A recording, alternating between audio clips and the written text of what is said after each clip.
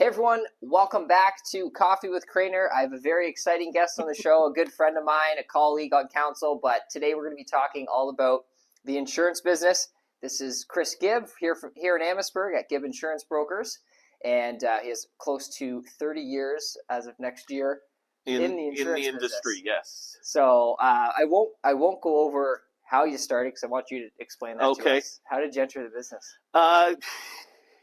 It was the craziest thing. Almost 30 years ago, I was looking for a job, and I opened the newspaper. That's where you used to find jobs in the olden days, was ads in the newspaper. And there were 3 jobs. There was a production worker at Ford's, something for Canadian Tire, and an opening for new insurance agents with Allstate Insurance. And I sent out 3 resumes. Allstate called me back, and the rest is history. Did you know you wanted to go into sales at that time? Or are you just looking to take on anything? I was just looking for a job. I was getting married. I needed a job. I honestly, I can still remember, I told well, it wasn't my wife at the time, but I told my wife, oh, I'm going to work there for 12 to 18 months. They'll find out I don't know what I'm doing, but I'll find something else, by that time. And now, almost 30 years later, I've had the same job for 30 years. Wow, that's very, very rare to happen. Did you have anyone in your family that was in sales at the time?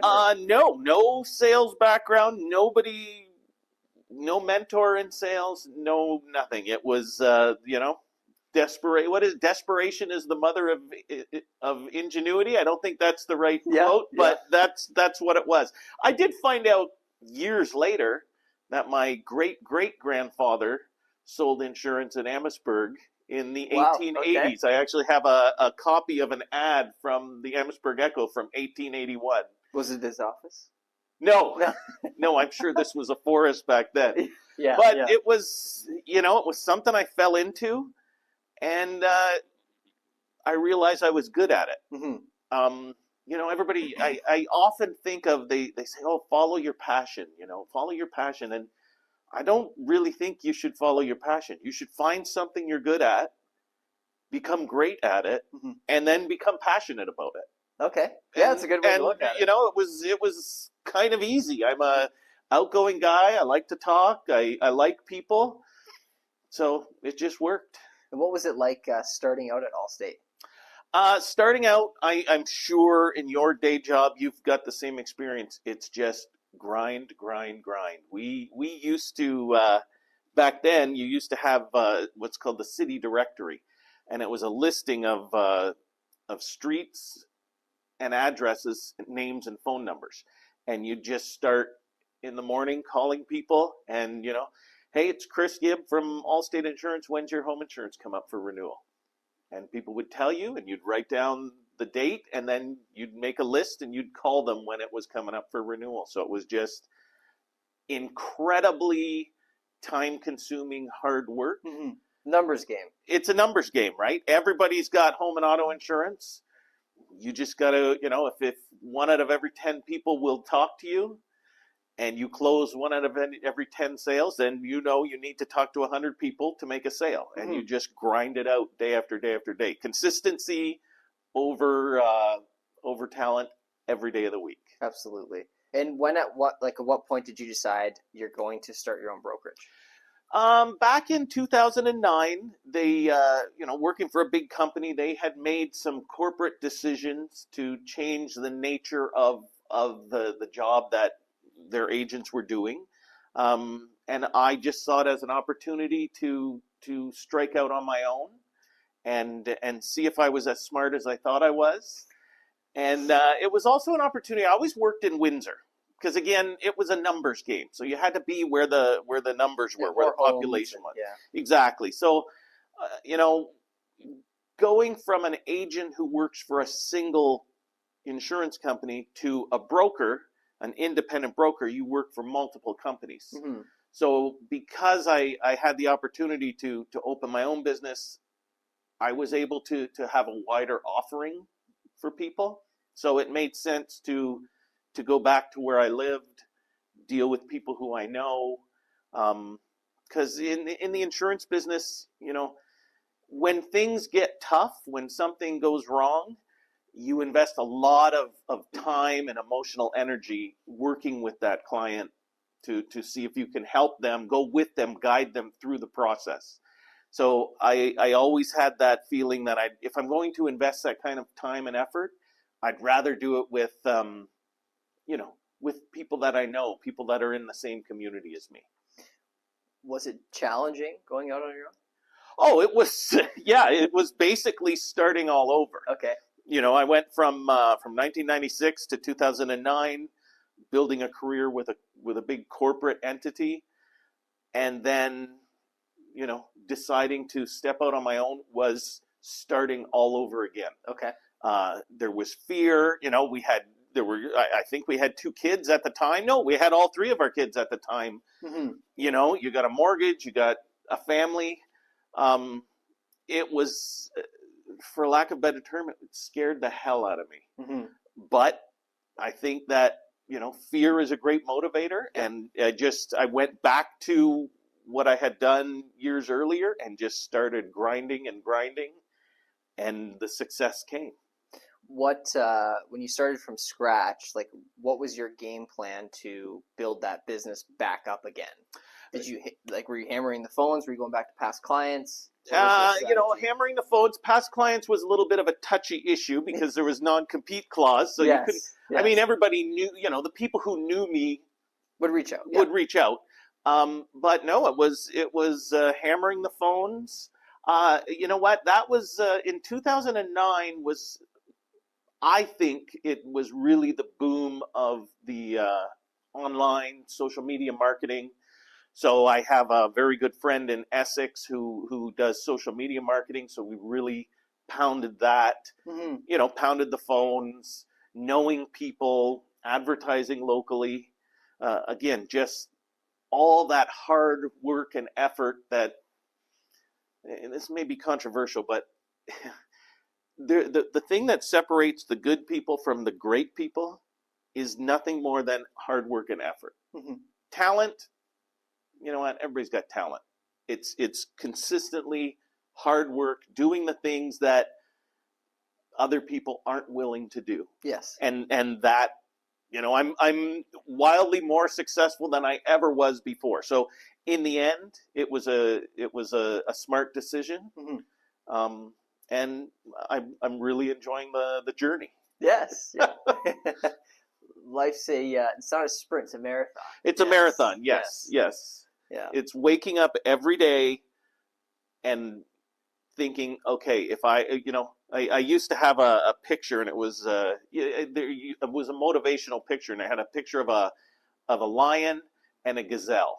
Okay. And it says, every morning the gazelle has to wake up and run faster than the fastest lion, or it's going to be eaten.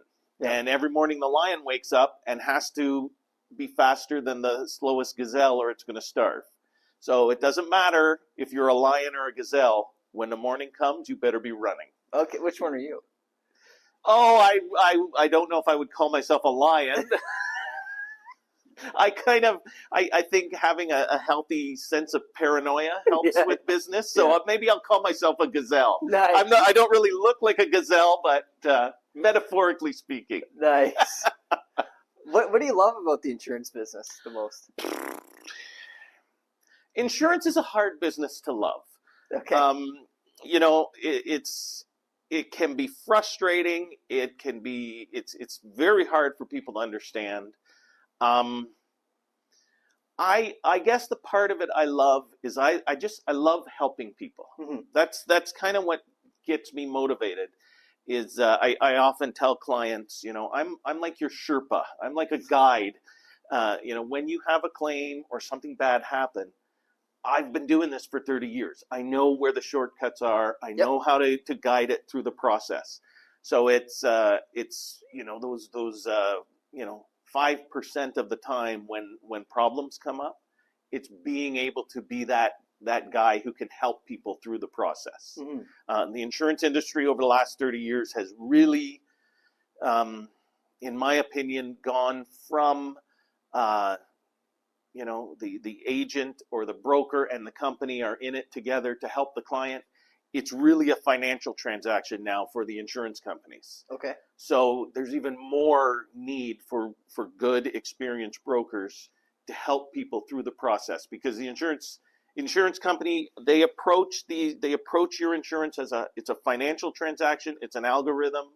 If you're in our window of acceptance, we'll take you. Mm-hmm. If you're not, you're not. So, and when claims get off the rails, again, because everything's so automated, everything is so program driven, it can be difficult to get it back on the rails. And who do you talk to? What are the tricks of the trade to get things done? On that point, do you see like tech companies like Bel Air, I think, is one, Mm-hmm. a few of those different companies. Do you see that taking away from the broker space at any, or what? I guess what would be the flaws of that model? Because the same thing with our business is we'll get to a point where like AI can underwrite a mortgage deal, right? Right. And you can already go online and apply for a mortgage, and find a rate, right? Mm-hmm. There's rate shopping online that you can do. Yep. How is that changing your business? That's a very interesting question, because I can remember a time in the insurance business that we were all worried 1-800 numbers, 1-800-insurance was going to take our jobs, and it didn't. And then we all worried that the internet was going to take our jobs, and it didn't. AI, is it going to take all of our jobs? Who knows? Past history tells me it won't, because at least in the insurance business, and I'd imagine mortgage business is the same too, or similar. There's a lot more to judging risk than what an algorithm or an AI program can look at. Mm-hmm. Insurance companies, we all leverage technology. Email, DocuSign, back office programs, it's all leveraging technology. But at the end of the day, in the insurance business, your responsibility to the insurance company is to find the right rate for the risk. So they spend a lot of time sifting through people to just find the cream of the crop. So, whether it's been online, AI, I think that will deliver the product cheaper for, the 10% that are spotlessly clean, have a brand new house, the roof is within 5 years old. There's very low risk of a claim. But the other 95%, 95% of the population, it's not going to work. Mm-hmm. There's insurance companies that won't insure homes over 100 years old. Well, in Windsor and Essex County, there's a lot of homes. 100 years was only 1925. So, the more that, in my experience, the more that insurance companies have tried to use technology, the more crumbs that fall off the table, and there's work for schmoes like me. No, it's a good point. Like there's very intricate things that you have to take into consideration that computers can't in some sense. Yeah. And not to interrupt you, but you just made me think about this, is the more automated our society gets, I find that there's a sizable segment of the population that wants to deal with a person. Yes. It's almost, your banking is online, your insurance is online, your mortgage is online, your television's online. You don't talk to anybody anymore. There's less and less human interaction. So I think there's enough of the population who wants to go the other way. I've always said, when everybody's going this direction, you need to go in that direction. And that's where we're at. Society is moving towards that less personalization and more electronics. Well, let's go in the opposite direction. Yes. Yeah. And I read an article today that was talking about a lot of companies that are downtown Toronto that CEOs and large corporations want their employees back in the office. So I think the work from home mentality that happened after the pandemic is like drifting away a little bit. Yeah, it's a pendulum, right? These things, you know what? Work from home worked for us. Now, we're a small office. It's a small business. If I had 500 employees, Probably not, but it's been fantastic. It's, better job satisfaction from my staff. Their work, honestly, I think they work more hours than they did, when we were at that 9 to 5 mentality. So yeah, it's been successful. Excellent. Now, for somebody that is fresh, they want to start in the insurance business, knowing what you've learned over the past 30 years, what would be some advice you'd give to that person? Start at Allstate, jump right into the brokerage space. That's a good question. And when you begin with a big company, a name brand company, you've got support, you've got training, you've probably got, if you're not 100% commit, you're probably not 100% commission. You've got maybe a base salary plus commission. So all those things helped. Yeah. When I opened my own business, it wasn't, I say starting from scratch, but I really wasn't. I had, years of experience in the industry. So, you already know how to build the fire. It was just reigniting it. Exactly. So, it's really a personal thing. I would say if you're going to get into, and I'm not going to call it a sales job because it really shouldn't be. If you're going to get into a business where you're giving people advice and working with them to choose products, you have to have a passion for people, and you just have to decide to go for it 100%. I remember when when we first met each other, you went into the mortgage business. I don't think you had any experience in it. No, nothing. It's again, and I couldn't even spell mortgage. Couldn't even qualify for a mortgage. Yeah, that too. Yeah. It's passion, hard work, grit. That will get you anywhere. Don't think about it. Just do it. Yeah, absolutely. Final question for you, Chris, is what's next for your business? What are you excited about? What am I excited about? I'm excited about just getting up every day and doing the same thing. I'm very comfortable with what I do. I'm very, I hate to brag, but I think I'm very good at it. Yeah. We're at a point, I will say the size of the business is, I never in my wildest dreams thought that it would be as successful as it is. Yes. So I'm just grateful, but I'm going to be 56 years old. I have a grandchild on the way. Yep. So you start to think about, well, do I really want, is this really what life's all about? So we'll see where it goes. Yeah, absolutely. Again, there's no set destination. It's just every day wake up and see where life, do the same thing or do something totally opposite. Yeah. It could be, if you're crazy enough to open your own business, you're crazy enough to run for municipal council. Who knows what's going to happen tomorrow? Yes, very true. Well, I really appreciate your time, Chris, and all your advice. And I think I have a lot of young professionals that watch the show, so it'll be interesting to see their take on it. And thanks so much. All right. Excellent. Thank you very much. And thanks to those watching. If you want to rewatch the episode, visit coffeewithcrainer.com.